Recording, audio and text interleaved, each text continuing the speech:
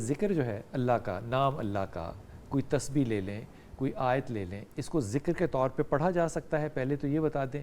اور کیا یہ واقعی جس طرح طیبہ فرما رہی ہیں کہ اس سے قلب جو ہے وہ سکون پاتا ہے، تو کیا قلب واقعی سکون پاتا ہے ذکر سے؟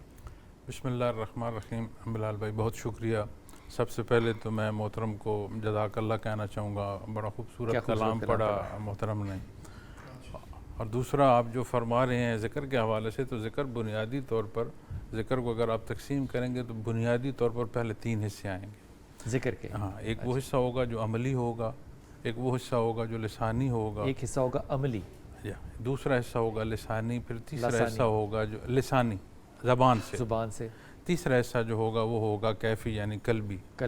اور جس طرح ہماری یہ بہن کہہ رہی ہیں کہ اس ذکر سے سکون ملتا ہے، تو اللہ کریم کا مبارک نام ہے. یقیناً یہ کوئی ایسی بات نہیں ہے کہ جسے بندہ اختلاف کر سکے کہ اس سے سکون نہیں ملتا. اس لیے کہ ایک تو ہے نا قرآن و احادیث کا فرمان، اجماع، ہم تک تحقیق، واقعات.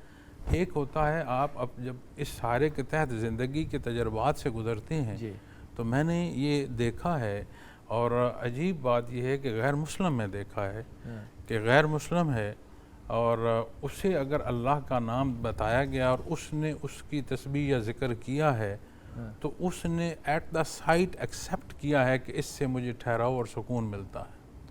تو بندے مومن تو بطور توارث سارا دین اسے مخاطب فرما رہا ہے. کیا بات. تو یقیناً اس سے سکون نصیب ہوتا ہے. لیکن جو مقصد ہے عبادت کا وہ تعمیل حکم ہے. اس کے نتائج میں اجر و ثواب ہے، اس کے نتائج میں آپ کو مزید ورع و تقوی ملتا ہے، اس کے نتائج میں سکون اور سکھ ملتا ہے، آسائش ملتی ہے، کوئی بھی پہلو ہو. لیکن اگر مقصد سکون رکھ لیا جائے تو وہ جو بنیاد ہے اس سے بندہ ہل جائے گا. چونکہ مقصد جو ہے مخلوق کا وہ خالق کا حکم ماننا ہے، وہ عبادت کے لائق ہے، اس نے عبادت کو پیدا فرمایا ہے، یہ بنیاد ہے. اور کوئی شے بھی جب بلال بھائی بنیاد پر ہوتی ہے نا تو وہ سٹریٹ ہوتی ہے، مضبوط ہوتی ہے. تو جب زندگی اپنے بنیادی پیراہوں پر آئے گی تو لا محالہ اس میں سکون اور سکھ آئے گا، بھلے ظاہراً حالات سخت بھی ہوں، اس کے اندر ٹھہراؤ ہوگا. کیا بات ہے. عرفانی بھائی آپ اس پہ کچھ ذکر فرمانا چاہیں کہ ذکر جو ہے یہ واقعی قلب کے اوپر سکون کی کیفیت یا القاء کا کوئی ایسا حصہ جو طاری کرتا ہو؟ مثال کے طور پہ رسول پاک صلی اللہ علیہ وسلم نے فرمایا صحابی سے لا حول ولا قوت الا باللہ، بخاری شریف پڑھا کرو، اس سے 99 بیماریاں دور ہوتی ہیں، اور جو سب سے کمزور بیماری ہے وہ غم ہے، تو غم دور ہو جائے گا. یہ ذکر کرنا، آپ ذکر دیتے بھی ہوں گے ظاہر ہے، اس میں بعد میں آتا ہوں، لیکن ذکر کرنے سے کیا کیفیت بدلتی ہے یا اس کو صرف عبادت سمجھ کے کرنا؟ بدلتی ہے، لیکن میں اس میں یعنی یہ قرآن مجید کی جو آیہ مبارکہ ہے الا بذکر اللہ تطمئن القلوب، اس میں 2 چیزیں ہیں، ایک ہے ذکر، ایک ہے اطمینان دلوں کا. تطمئن القلوب، اس میں یہ کہ ذکر کیا ہے، پھر دوسری بات یہ آئے گی کہ دلوں کا اطمینان کیا ہے، کیسے ہے. اب اس کو دیکھا جائے کہ اللہ تعالیٰ کا ذکر ایک چیز ہے کہ ایک شے حلق سے اوپر ہے، تسبیح پکڑ رہا ہے، بہت تسبیح چلا رہا ہے، اللہ تعالیٰ کے 99 نام وہ ہر وقت دہرا رہا ہے، لیکن حلق سے نیچے بات نہیں ہے. اور حلق سے تو ذکر ہی رہا ہے نا. حلق سے نیچے بات نہ ہونے کا مطلب یہ ہے کہ وہ اللہ کو یاد تو کر رہا ہے، لیکن جہاں کہیں ضرورت پیش آتی ہے اللہ کے احکامات کو بھول جاتا ہے. مثلاً ایک ملازم ہے سرکاری، اس کو کام کی تنخواہ ملتی ہے، لیکن کوئی سائل یا کوئی اپنا کام کروانے والا، سرکاری کام دفتر میں کام ہے، وہ اس کے پاس جاتا ہے، وہ رشوت اس سے طلب کرتا ہے، تسبیح اس نے پکڑی ہوئی ہے. تو یہ 2 کنٹراڈکٹ چیزیں ہو گئی کہ جو اس کی سفلی یا دنیاوی خواہشات ہے وہ مقدم ہے اس کی اللہ کے ذکر پر.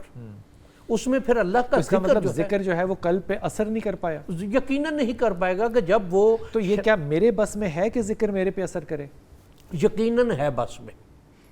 اس میں صرف یہ ہے کہ آپ نے اللہ کا ذکر، یہ نہیں ہے کہ تسبیح پکڑی ہوئی ہے، لیکن یہ ہے کہ جہاں کہیں کوئی ایسی چیز آئی، کوئی ایسا معاملہ آیا کہ جو شریعت میں حرام ہے، نبی کریم صلی اللہ علیہ وآلہ وبارک وسلم کی تعلیمات میں حرام ہے، قرآن مجید نے اس کو حرام قرار دیا ہے، اس سے فوراً اس بات سے طبیعت رک گئی کہ یہ میرے اللہ کے ہاں حرام ہے، مجھے اس کی طرف دھیان بھی نہیں کرنا.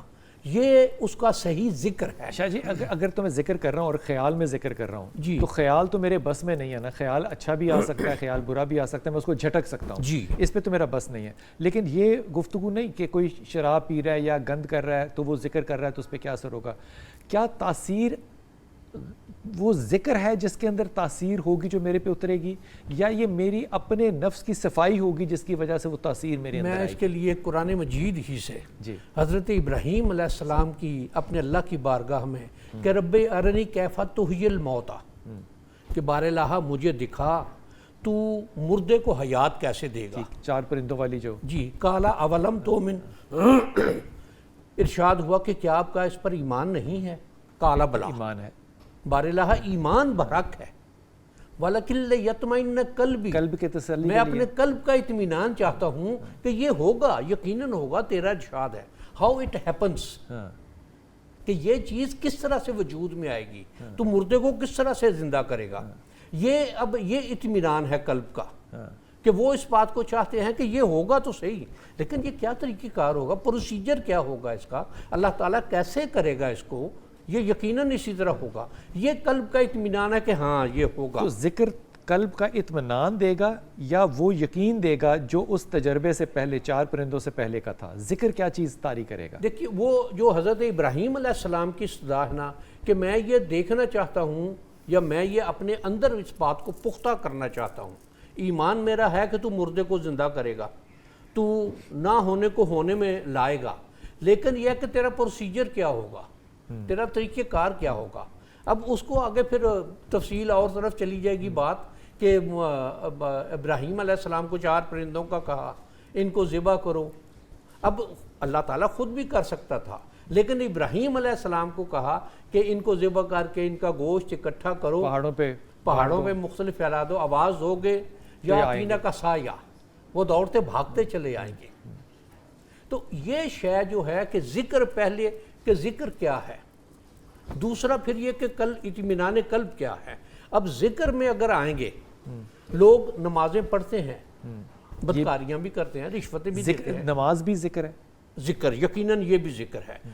جس موقع پر اللہ کی بارگاہ میں اس کا ذکر، اس کا نام لینا کسی بھی طرح سے، کسی بھی انداز تسبیح کرنا بھی ذکر ہے، احوال میں اللہ کا نام لینا، اللہ کرنا، اللہ اللہ کرنا، لا الہ پڑھنا، یہ سب ذکر ہے، یہ سارا کچھ ہے. بلکہ میں نے جو پہلے بات گزارش کی ہے کہ کسی جگہ سڑک پر جا رہے ہیں، کوئی غلط چیز نظر آئی، کوئی پیسے کسی جگہ گرے نظر آئے یا کوئی اور ایسی چیز، یا کسی شخص کا پیسے گرنے والے ہیں، اب انتظار کرنا کہ جی یہ پیسے گر جائیں تو میں اٹھا لوں.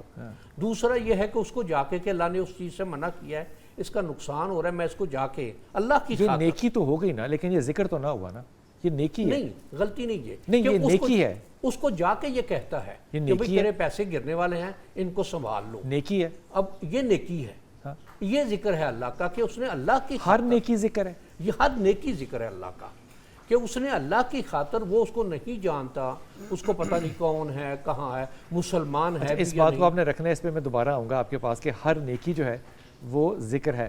حضرت نیکی جو ذکر ہے یہ قلب کی کیفیت پہ، مثال کے طور پہ جیسے آپ لوگ استعمال کرتے ہیں لفظ القاء جو ہے وہ اترتا ہے، تو ذکر سے قلب پہ کوئی شے اترتی ہے، کوئی کیفیت اترتی ہے، یا ذکر جو ہے یہ ایک بس کرنے کی چیز ہے، کرنا چاہیے، یاد الہی تو ہے، اس پہ تو کوئی دو رائے نہیں. بسم رب محمد کریم علیہ الصلوۃ والتسلیم. سب سے پہلے تو یادآوری کا شکریہ، اور آج کی محفل کیونکہ ذکر کے تناظر میں ہے تو اس نسبت سے ہم جو اہل ذوق ہیں ان کے لیے اور زیادہ اس میں جو ہے وہ راحت کے اسباب جو ہیں اور امکانات موجود ہیں. اور پھر ہمارے عہد کی ایک بہت ہی معتبر ہستی حضرت علامہ مولانا محمد اکرم امان علیہ رحمہ کے خانوادے سے ان کے صاحبزادے کا یہاں ہونا اور ان کی نسبت سے جو بہت سارا خیر ہے وہ بھی ہم تک اور ہمارے سامعین و ناظرین تک پہنچنے کا آج کا پروگرام جو ہے وہ وسیلہ بنے گا.